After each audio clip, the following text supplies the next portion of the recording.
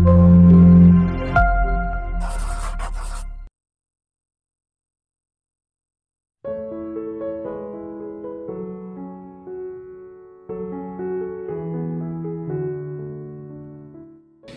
kita cek, kalau menurut para filosof, mental sehat itu harus yang bagaimana? Kalau kata Aristoteles, dulu kena kita bahas etiknya ya, mental sehat itu adalah yang seimbang, jangan ekstrim. Hidup yang pas saja. Bukan pas-pasan loh ya. Kalau pas-pasan konotasinya agak kekurangan. Pas itu ya sesuai kebutuhan saja, jangan berlebihan. Itu kunci mental sehat. Kalau senang ya senang biasa saja. Seandainya tidak suka ya tidak suka biasa saja. Hidup dalam keseimbangan. Kan Aristoteles ini kan dengan etika Nikomacheannya dikenal dengan konsep golden rule-nya. Jadi aturan jalan tengah. Yang baik itu yang tengah-tengah. Jangan berlebihan, jangan kurang, jangan lebih. Kan itu ada hadisnya juga, khairul umuri awsatuha. Sebaik-baiknya segala sesuatu itu tengahnya, jadi ambil tengahnya, kecuali donat. Ya, donat tengahnya rawono. Jadi maksudnya jangan berlebihan. Kalau kamu berlebihan nanti mesti ada efeknya ke mental, termasuk berkekurangan. Termasuk mungkin hari ini kan waktu kampanye, kalian suka dengan satu calon, benci dengan calon yang lain, ya monggo saja, tapi jangan berlebihan. Biasa saja. Suka tidak suka itu biasa. Pilihanmu beda dengan yang lain juga biasa. Ayo seimbang saja, yang wajar saja. Biar apa? Biar mental kita sehat. Biar nanti setelah pemilu tidak membanjiri rumah sakit jiwa. Jadi ini anggap proses normal, proses biasa saja. Itu versinya Aristoteles begitu, jangan ekstrim. Kalau versinya Epikuros, inginkan hidup itu memang wajar. Orang menginginkan kenikmatan. Epikuros ini kan yang dianggap pelopornya hedonisme, tapi dia pun punya konsep kenikmatan yang kita kejar. Kalau tidak ingin berbalik jadi kesusahan, ambillah kenikmatan yang alamiah saja. Jadi yang alamiah itu ya sebenarnya nanti sama kayak Aristoteles, yang sesuai takaran, yang murni, bukan yang tidak penting. Jadi misalnya kita ingin makan, ya kita makan saja sewajarnya. Contohnya alamiah kalau di Epikuros misalnya begini, kita makan nasi satu piring dengan lauk yang kita sukai dan kita nikmati, itu alamiah. Tapi kalau kita pingin makannya di restoran mewah yang mahal, ini tidak alamiah. Kita ingin berbagi kebaikan pada orang lain, itu alamiah, karena berbagi kebaikan itu menyenangkan. Tapi kalau kita ingin terkenal, viral gara-gara itu, sudah tidak alamiah lagi. Biasanya ada efek menyusahkannya. Maka inginkan yang alamiah saja demi kesehatan mental kita. Itu Epikuros. Kalau Stoikisme, dia pinginnya kita bisa mengendalikan pikiran dan emosi. Ini sudah balik-balik dijelaskan. Kita harus bisa membedakan ini dalam kontrolku, itu tidak. Yang di luar kontrolku ya sudah, aku terima. Tapi yang dalam kontrolku bisa aku ubah, ya aku akan semaksimal mungkin berusaha mengubahnya. Kalau Freud, dia bilang keseimbangan batin dan mengendalikan bawah sadar. Gimana caranya kita tetap hidup di level sadar, tidak sepenuhnya dikendalikan oleh bawah sadar kita. Kalau Viktor Frankl kemarin dulu pernah kita bahas, eksistensialis ya, sehat mental itu hidup yang sadar tujuan dan makna. Nah, ini banyak alternatif-alternatif dari para filosof. Sekarang saatnya kita masuk ke tema kita. Agama, terus apa yang bisa dilakukan oleh agama? Yo, sebelum spesifik ke pandangan perannya agama untuk kesehatan mental, kita urai lagi ya pikiran-pikiran para filosof. Sejauh mana sih agama menurut para filosof itu? Yang sebelah kiri positif, yang sebelah kanan negatif. Jadi dalam filsafat itu ya ada yang anti Tuhan, ada yang anti agama, ada yang pro Tuhan, pro agama.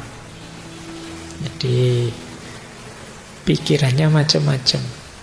Coba kita lihat misalnya, menurut para filosof yang teistik, menerima Tuhan dan agama.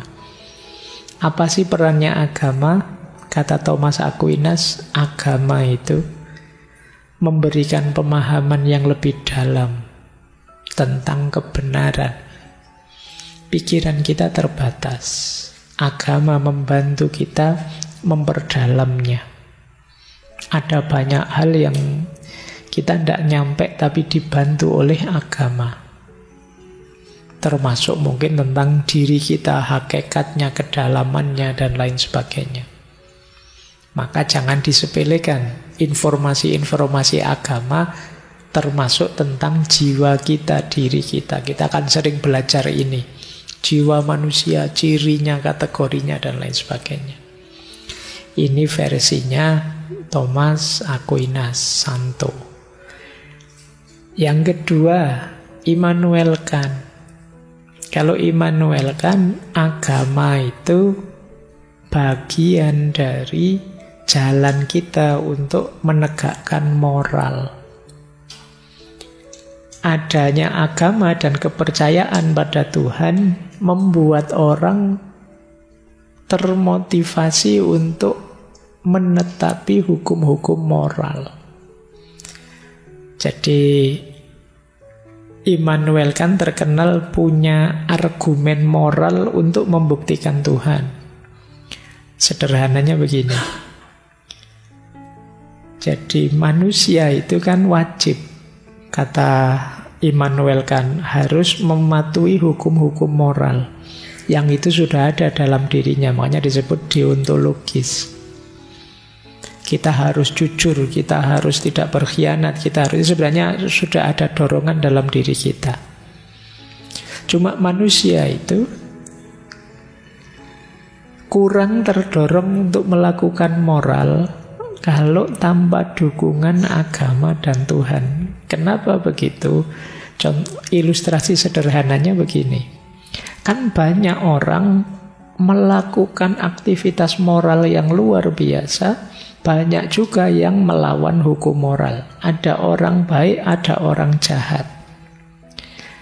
Nah, sementara kalau kita lihat dalam hidupnya, kadang orang baik ini susah terus hidupnya.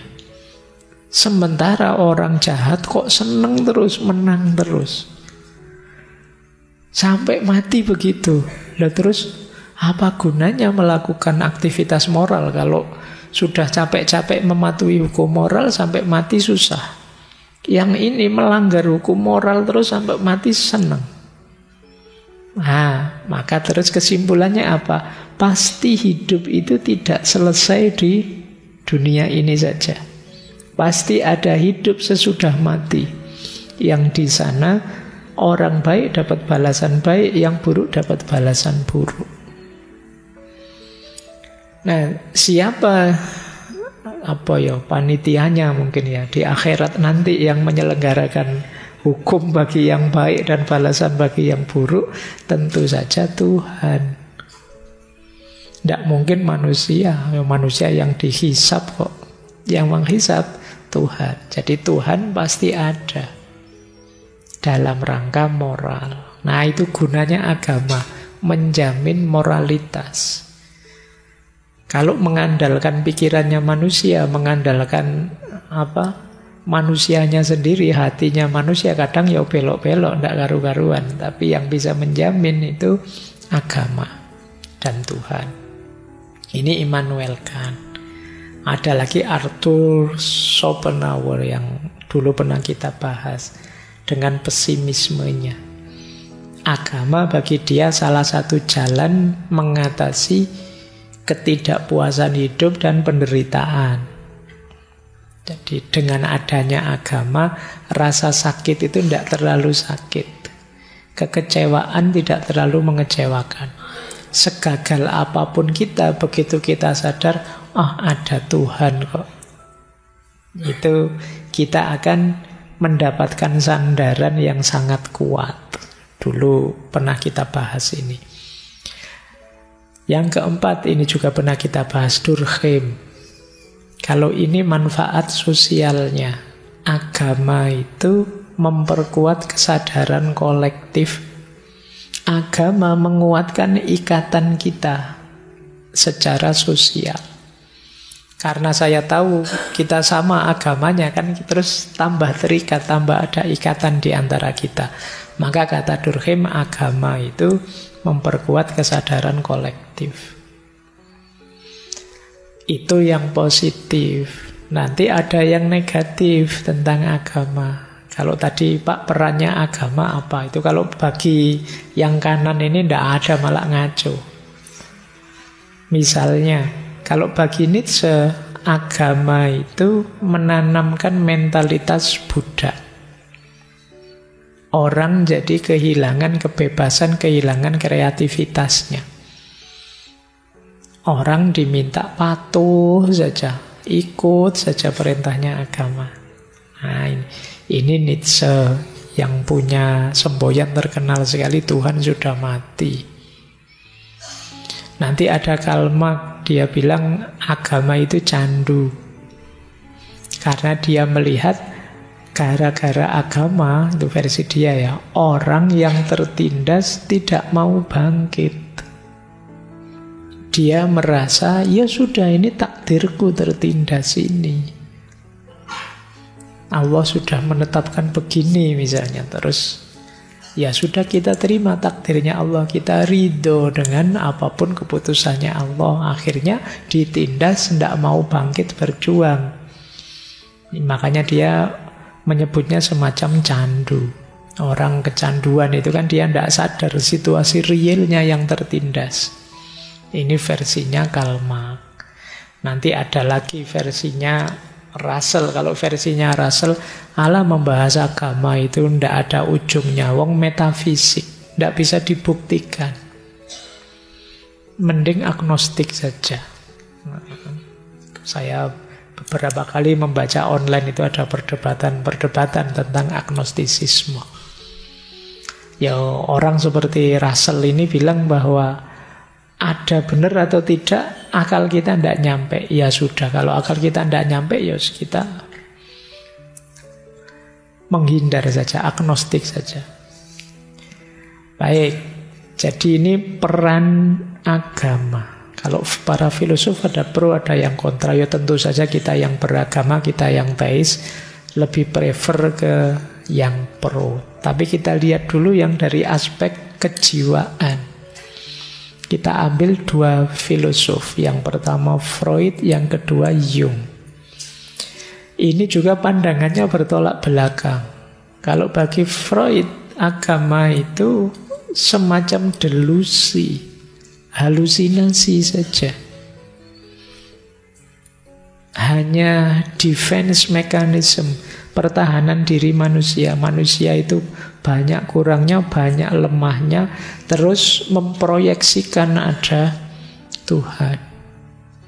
Jadi ini khayalan kita. Kalau di bukunya Freud itu, Tuhan itu seperti kalau kita zaman kecil dulu berkhayal, ada ngobrol dengan teman khayalan kita. Nah, kalau ini Freud, ya pasti kita tidak cocok dengan ini, lawang kita beragama. Tapi ada pandangan begini. Ini dari tradisi psikoanalisis yang anti agama. Kalau Carl Jung lebih setuju adanya agama. Karena menurut Jung, agama perannya penting dalam hidup psikisnya manusia. Yang pertama, pentingnya peran agama itu banyak memenuhi mimpi-mimpi ideal mendasar manusia yang oleh Jung disebut archetype. Jadi tema dasar universal archetype itu misalnya, nanti ada hidup ini tidak selesai di dunia ini, tapi besok yang di situ ada pembalasan. Nanti ada seorang yang mengarahkan kita pada kebenaran. Jadi ini pola-pola yang kalau dalam agama kita namanya nabi. Simbol-simbol agama itu biasanya cocok dengan struktur bawah sadar kita. Kita ingin yang jahat kalah, yang baik menang. Itu ya bisa kita penuhi lewat simbol-simbol agama. Kita ingin orang curang disiksa, orang baik diberi pahala. Itu kita ketemukan simbol-simbolnya dalam agama. Jadi pemenuhan hasrat bawah sadar ideal kita. Nah, ini membuat kita lebih nyaman dengan agama. Yang kedua, agama membantu kita mewujudkan diri, self-realization, individuasi. Jadi ada banyak aspek hidup ini yang berkembang karena agama.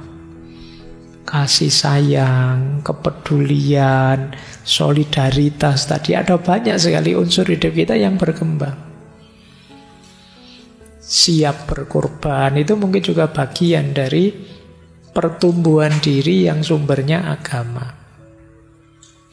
Kemudian agama juga membuka kita, membawa kita lebih tinggi ke ranah spiritual transenden. Kalau teman-teman membaca ngaji filsafatnya Carl Jung, kan ada itu tentang pneuma, tentang anima, dan lain sebagainya. Agama yang bisa membawa kita ke ranah spiritual transenden itu. Dan yang keempat, ini yang ada hubungannya dengan kesehatan mental ya. Agama itu membawa pada keseimbangan psikis. Jadi dalam diri kita itu ada banyak dorongan yang saling berlawanan. Kita ingin ini, kita ingin itu. Yo, hati kecil kita ingin baik, tapi ambisi kita ingin meraih ini itu secara curang.